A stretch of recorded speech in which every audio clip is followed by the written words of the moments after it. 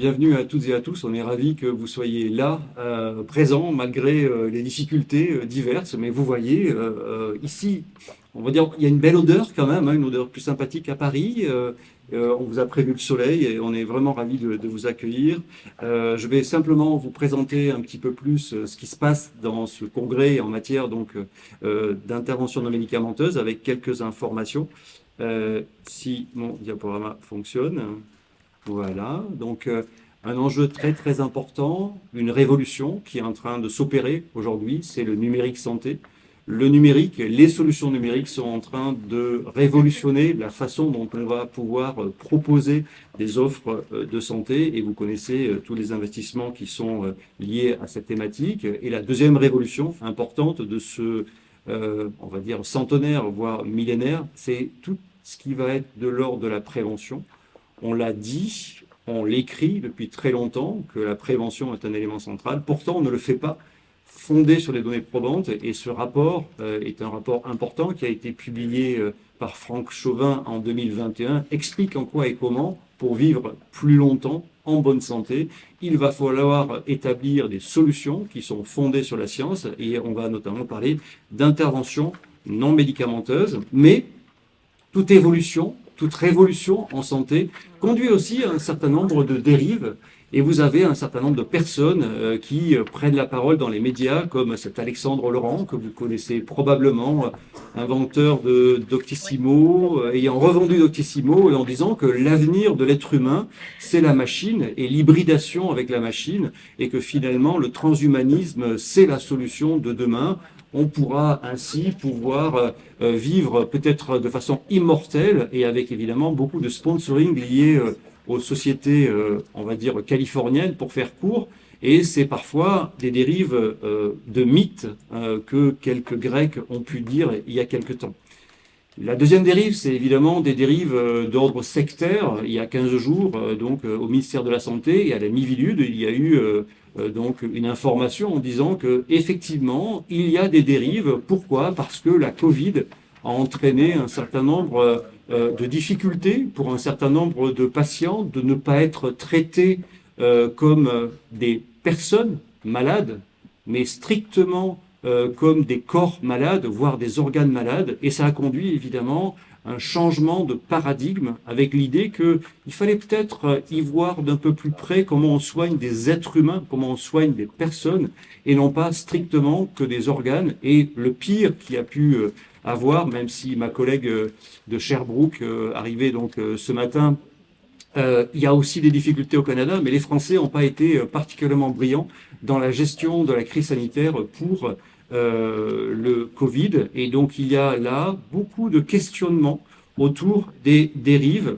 Et donc il y a en même temps de cette révolution un élément central d'un nouveau marché de la santé, beaucoup plus ouvert, beaucoup plus intégratif. Pour l'instant, la nutrition était vue de façon séparée aux questions autour de l'activité physique, aux méthodes de kinésithérapie, aux thérapies manuelles, aux cures thermales, aux solutions numériques santé, à tout ce qui va être de l'ordre des psychothérapies. Et finalement, tout ce secteur-là, si on l'agrège, un papier a montré que ce marché représente plus que la fabrication dans le monde. Or, pour l'instant, Airbus a beaucoup plus de soutien financier que ce marché, qui représente un marché d'avenir avec de nouveaux métiers qui sont à l'interface entre le sanitaire, la prévention et le social, et il augmente de façon importante. Et Michel Noguès, ici présent, et donc vous l'avez entendu juste avant, a commis ce livre l'année dernière pour dire à quel point il y a un changement radical. La médecine avait été pensée au siècle dernier en analysant une maladie simple et en pensant un traitement unique. Et aujourd'hui, la révolution, c'est que les maladies deviennent complexes. Le diabète, le cancer ou les cancers, toutes les maladies chroniques finalement sont des maladies complexes et nécessitent des solutions multiples, dont les interventions non médicamenteuses. Et donc il y a une place à prendre dans cette médecine de demain préventive, participative, personnalisée et prédictive. Donc tournée dans une philosophie de santé globale. Donc merci Monsieur Desjardins de nous accueillir dans ce lieu. C'est peut-être symbolique de faire un congrès dans ce lieu et pas dans une salle de congrès classique, mais je pense que on a effectivement à innover, et y compris dans la manière dont on organise un congrès.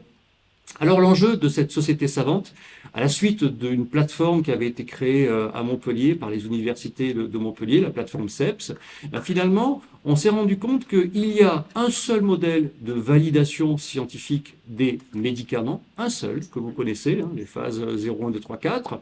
En revanche, lorsqu'on s'intéresse aux interventions non médicamenteuses, eh bien, il y a dans la littérature scientifique 46 propositions de modèles, donc 46 façons de pouvoir valider une intervention non médicamenteuse. Donc cette hétérogénéité conduit évidemment à des difficultés, notamment pour les juristes, pour les administratifs, pour les mutuelles, pour l'assurance maladie, de les intégrer, de les reconnaître, parce qu'on va confondre une approche, on va confondre une technique, on va confondre un produit, et tout l'enjeu, c'est de pouvoir travailler à la constitution d'un modèle unique d'évaluation, et on va en parler cet après-midi. Alors, le mot intervention non médicamenteuse, vous allez le trouver très moche, et il est clair qu'il est négatif. Il est tourné sur le médicament alors qu'on ne parle pas de médicament. Il a l'air un peu alternatif, c'est pas tout le cas.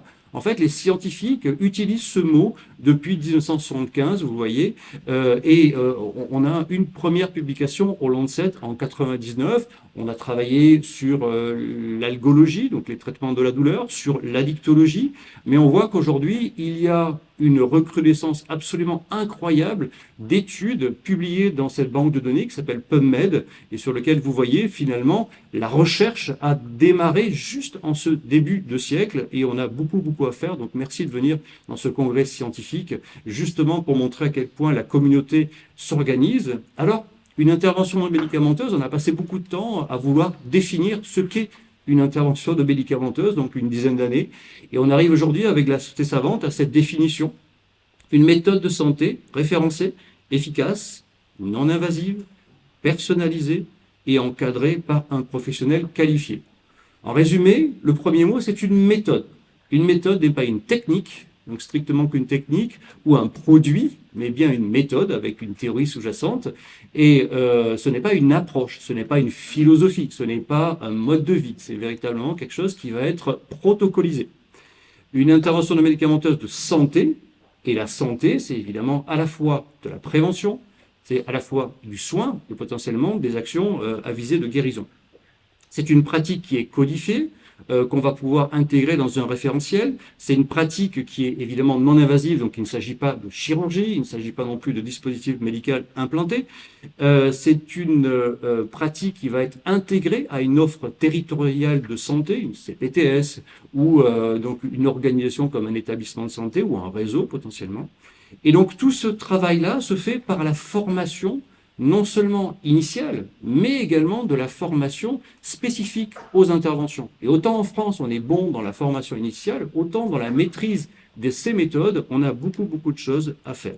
Donc, une intervention non médicamenteuse n'est pas un produit ou un service socioculturel, ce n'est pas Netflix, hein, ce n'est pas aller au cinéma, on en entend parfois dans la littérature, on dit vous pouvez aller au musée et ça va vous faire du bien, bien sûr que ça fait du bien, mais ce n'est pas une intervention non médicamenteuse, ce n'est pas non plus un aménagement architectural, bien sûr que ça peut potentialiser une intervention non médicamenteuse, mais repeindre les murs d'un EHPAD en vert, ce n'est pas une intervention non médicamenteuse. Ce n'est pas non plus une campagne de promotion de la santé.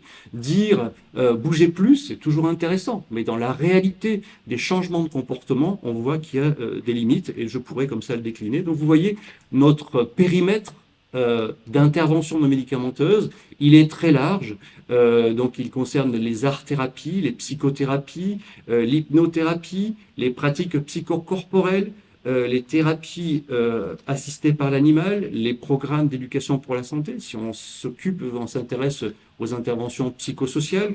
Vous avez également des programmes d'activité physique adaptée, des physiothérapies, de l'orthithérapie, la thérapie manuelle, les techniques de poncture, et les cures thermales, si on s'intéresse aux pratiques qui sont corporelles. Vous avez sur le plan nutritionnel les régimes, les préparations nutraceutiques. Vous avez sur les thérapies numériques et les thérapies digitales, et ensuite sur le plan des préparations, donc la phytothérapie, ou les phytothérapies, les aromathérapies et les mycothérapies. Bref, tout ça pour dire que on constitue, et pour l'instant, on travaille surtout en silo, et on a besoin de travailler en communauté, parce que potentiellement, encore une fois, prévenir des maladies complexes, c'est utiliser des solutions multiples et donc les associer pour avoir des bénéfices.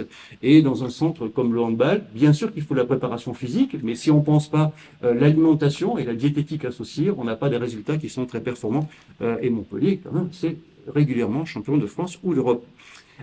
Donc notre société savante, elle est constituée de 3 pôles. Un pôle recherche qui est piloté par Alice Guillon et Emeline Descamps. Donc on a plusieurs activités et donc des ateliers qui permettent de produire un certain nombre d'éléments. Et cet après-midi, Robert Posé va parler donc de la création d'une revue scientifique. Une société savante doit exister avec une revue scientifique. Mais bien sûr, je remercie ce pôle, et je remercie ces personnes qui sont autant impliquées, et Pierre Bernard également, pour arriver à créer un comité scientifique qui a permis de trier les propositions de communication orale et de communication affichée. Mais c'est pas tout. On a également un pôle de prospective économique, sociale et stratégique, donc piloté par Michel Nogues, qui s'est déjà présenté, et avec une représentante des patients. On tient vraiment à avoir un représentant des patients qui s'appelle Christine Bellhomme, et sur lequel ils ont produit l'année dernière donc ce livre sur le marché des INM. Et enfin, une partie de formation, et de formation évidemment continue, sur lequel la Société savante va faire des propositions. Et je voudrais, je suis un peu ému, attention, dire un mot, même si elle n'est pas là vraiment, elle nous a beaucoup soutenus. Elle s'appelle Aline Herbinet, elle co-dirige ce pôle avec Pierre Bernard. Elle est, on va dire, pas mal malade. Elle lutte contre une maladie difficile, mais elle tient à être là, donc je lui témoigne à la fois tout mon amitié, et je pense que voilà, elle a beaucoup œuvré pour qu'on soit ici réunis, et je pense que voilà, il y a beaucoup de choses que je pourrais dire sur elle tellement elle est remarquable. Donc les interventions non médicamenteuses, je vais faire court. Voilà ce qu'on fait, et voilà ce qu'on va faire dans les 10 ans qui viennent. La première chose, c'est de travailler sur un modèle standardisé d'évaluation des interventions non médicamenteuses et de le proposer. Et ça a avancé de façon incroyable. Certains d'entre vous ont contribué, je vois Didier ici présent, mais d'autres, beaucoup ont contribué à construire ce modèle. Parfois, on a l'impression que c'est aux chercheurs à proposer un modèle d'évaluation et le faire seul et dire comment il faut le faire. Je vois Patricia d'Argent-Molina de la même façon. Ben non, on a co-construit avec 309 personnes un modèle qu'on voudrait donc développer et déployer pour la France, et qu'on va ensuite déployer au niveau européen. C'est juste peut-être pas très clair ce que je dis, mais il y a 60 ans, dans le médicament, ils se sont mis d'accord sur un seul modèle de validation. Et donc l'enjeu, c'est véritablement d'avoir un seul modèle de validation pour les interventions non médicamenteuses. Donc, ce qui veut dire derrière de la traçabilité, ça veut dire derrière potentiellement des remboursements, et en tout cas une information plus claire pour les patients de ce qui est bien, de ce qui n'est pas bien, une information plus claire pour les praticiens de quel est le programme qui peut être le plus efficace. Le deuxième élément, c'est une bibliothèque qu'on a appelée référentiel des INM, donc créer un référentiel qui soit clair, accessible en plusieurs langues. Donc on va commencer en français et en anglais. Donc c'est monsieur Pierre Bernard qui s'occupe de ce projet, et ce projet va être donc mis en ligne au mois de juin. On a commencé sur les maladies neurodégénératives avec des recommandations d'intervention non médicamenteuses qui ont fait leurs preuves sur la prévention et le soin des maladies neurodégénératives. Et donc cette valorisation, ça permet de faire une traçabilité. Et ça veut dire que cette traçabilité peut permettre des analyses d'impact à la fois sanitaires, à la fois sociale, à la fois économique et à la fois environnementale. Et le dernier point, c'est une réflexion qui arrive aujourd'hui, en tout cas, d'une proposition de la Société savante d'un passeport éthique interprofessionnel de ces pratiques des INM, en disant que bien sûr qu'il faut continuer à creuser chaque métier et chaque spécialisation de métier. Mais on a aussi à avoir un socle commun éthique, parce que effectivement, parfois, on peut en manquer. Et on a vraiment un enjeu important dont on va parler tout au long de ce congrès, et en particulier cet après-midi. Pour finir, pour pas être plus long, parce que vraiment, il faut que évidemment, nos autorités disent des choses plus importantes que moi. Donc le congrès, aujourd'hui, il est ouvert au public. Il y a à la fois des stands, il y a à la fois des posters, il y a à la fois donc des ateliers de démonstration. Donc merci à toutes celles et tous ceux qui sont venus pour ces ateliers, pour ces stands. Et on aura une soirée débat sur les interventions médicamenteuses et la santé intégrative. Jeudi, on aura sensiblement la même chose avec un ciné-débat et apparemment une certaine Ghislaine va chanter au dîner le soir, d'après ce que j'ai entendu. Donc ça va être sympathique. Et enfin, vendredi, donc on aura à peu près la même chose. Voilà. Donc